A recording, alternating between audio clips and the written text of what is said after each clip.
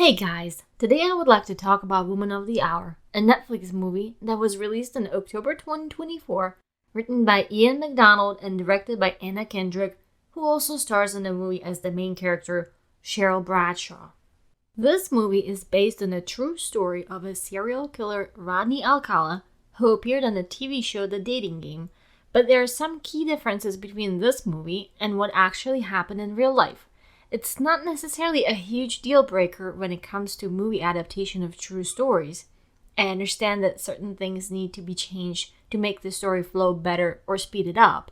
But in this movie, they are doing, well, the typical Netflix movie thing you would expect. But we'll get into that in a minute. The movie opens up and introduces us to a beautiful scene in Wyoming set in 1977. We get to meet Rodney, who is photographing a young woman from Texas who gets upset and confesses to him that her boyfriend had just left her. Rodney at first comes off very empathetic and charming, but then suddenly he strangles her with his bare hands. She regains consciousness, looks like he's about to SA her, and then the camera fades away. In the next scene, we are in a casting room and we are introduced to Anna Kendrick's character Cheryl. Two men who are casting a role are talking to each other about a woman whose performance they were really dissatisfied with, only for the camera to pan away to show that they are saying it about Anna Kendrick, who is just standing right there in front of them. This whole scene is extremely awkward, and right off the bat, you know these casting directors are assholes. By the fourth scene, you start to notice a pattern. As soon as Cheryl returns home from the audition, she runs into her friend Terry, who is also an actor.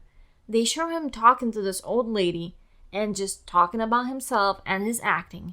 When he sees Cheryl, he's very friendly and she thanks him for running lines with her, but then she tries to get away from him because clearly he's a very self-absorbed actor who, unlike her, actually had a successful audition, and Cheryl is visibly annoyed by him. And it goes like this from here until the end of the movie. Every single man introduced in this movie is bad, tone deaf, or an asshole. Cheryl then gets a call from her female agent who tells her she booked her a spot on a dating TV show. Cheryl is visibly disgusted by the show, which, by the way, even in real life, is supposed to be fun, witty, and very tongue-in-cheek show. While still hanging out with Terry, they go out to the bar and celebrate her upcoming appearance on the show. Terry is being supportive. Cheryl admits he is the only friend she has in LA, and he totally misreads the room and tries to make a move on her. This is supposed to show you that the only reason he is nice to her is because he wants her. She gets jumpy and instantly starts apologizing, and then he presumably gets his feelings hurt and asks her if they should leave, and she says no, let's have some more drinks, only to jump to a morning scene where she wakes up in bed next to him. At this point, we are introduced to a teenage runaway girl who is woken up by a male police officer who tells her she can't sleep on a public bench. So she goes to a laundromat where she's sitting on the floor and another man yells at her for stretching her legs and sleeping on the floor. She ends up stealing some quarters and running away. That's when she runs into Rodney, who convinces her to do a photo shoot with him. Then we go back to Cheryl, who is arriving late to the studio lot, but is immediately greeted by a very forgiving female producer. At this point, I'm sure if it was a male, he would have yelled at her for being late. This movie is painting everything with black and white strokes only. All men are bad, and all women are friendly and understanding. Even her hair and makeup artist, older ladies, are joking with her, saying all the male contestants are idiots, and draw a conclusion that it's impossible to find a guy who is not a maniac or a total moron. Just in time to be interrupted by the host of the show, who walks into the room and tells Cheryl when she goes on stage he does not want her to play that smart because it will intimidate the guys. He says to her, "I just need you to laugh and smile." Then we are briefly introduced to presumably Rodney's first victim in New York City in 1971. They meet because two movers who delivered her furniture are assholes and just leave her stuff on the sidewalk, so Rodney can swoop in, help, charm her, and kill her. At this point, I'm starting to feel that these scenes only serve to paint all men as assholes, except for Rodney, who is very charming and ends up being a serial killer.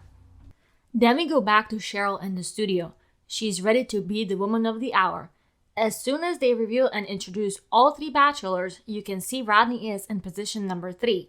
That's when a girl in the audience recognizes him and has flashbacks of a night on the beach when her friend was killed. She leaves the studio, sits in her car thinking about what to do, when her boyfriend comes to check on her. She tells him about her suspicion and he completely dismisses her, so she decides to find someone from the studio.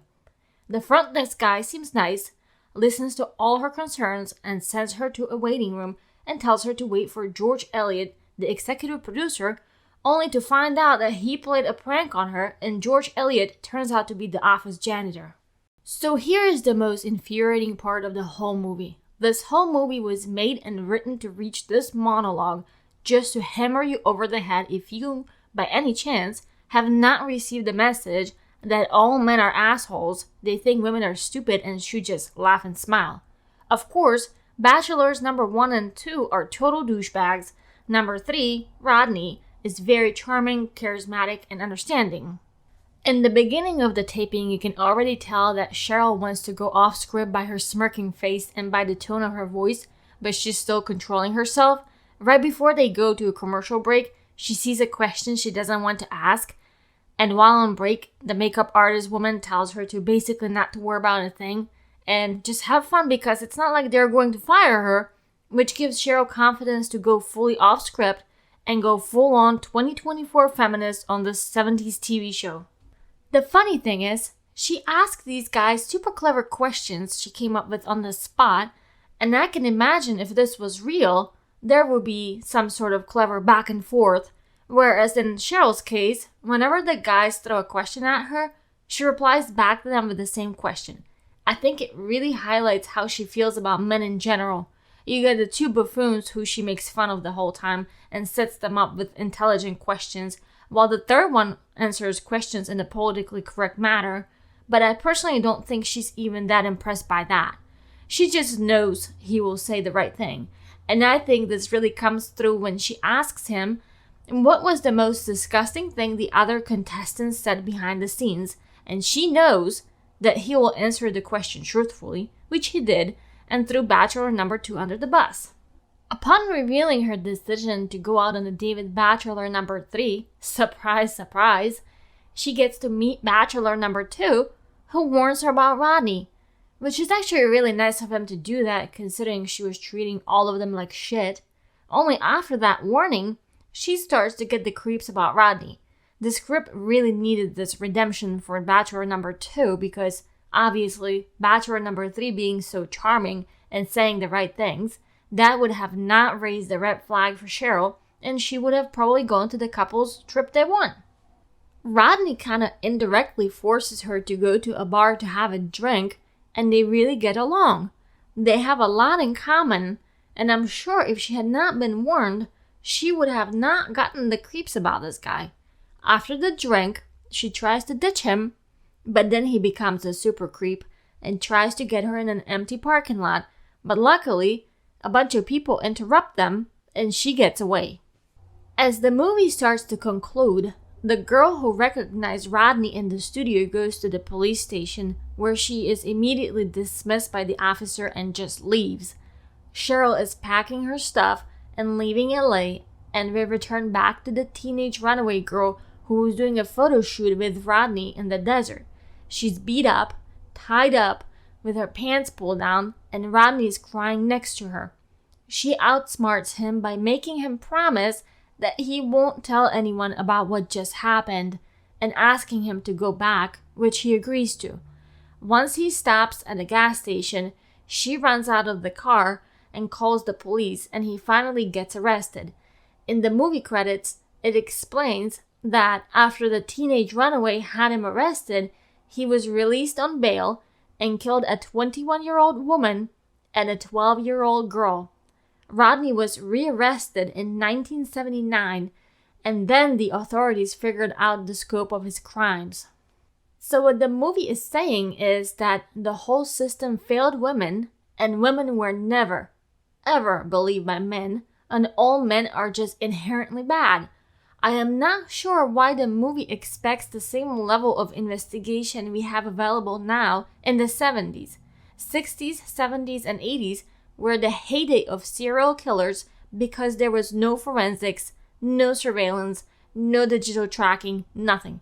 You could freely move around the country, and if you were a sick person, you could just travel around murdering people. I'm not sure why the movie makes it to be the fault of all men.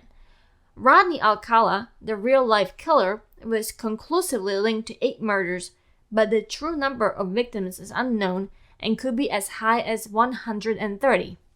After watching the real-life footage of the dating show where Rodney appeared, I have to conclude that this whole movie was produced just for the game show scene. In the original footage, Cheryl is funny and witty. They're having fun with it back and forth, except for Rodney, who in this case is bachelor number 1.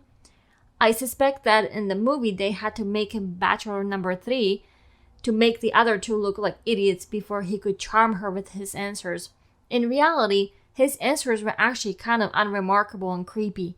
Another striking difference between the show and the reality was that there were some suggestive responses from Rodney, whereas in the movie, his responses are exactly what she wanted to hear. In real life, Cheryl picks Rodney, but when she went out with him after the show, he gave her the creeps, so she never went on a date that they won together on the show. As I said in the beginning, I understand that movies take liberties with true stories, but this one had a big potential. I've personally never heard of Rodney, the dating show killer, so this story was appealing to me. I feel like instead of focusing on the real victims and their stories, perhaps that he was preying on vulnerable women, how he was able to get away with it for years. This whole movie was only set up to be Anna Kendrick's feminist manifesto. Even Anna Kendrick admitted that Cheryl's story became central in teasing out the thematic elements of the pervasive gender issues that were rooted in the era and persist today. This is her own quote, so they are not even hiding the fact. What a missed opportunity. So far, this is probably one of the most blatantly men-hating movies I've ever seen. Until next time.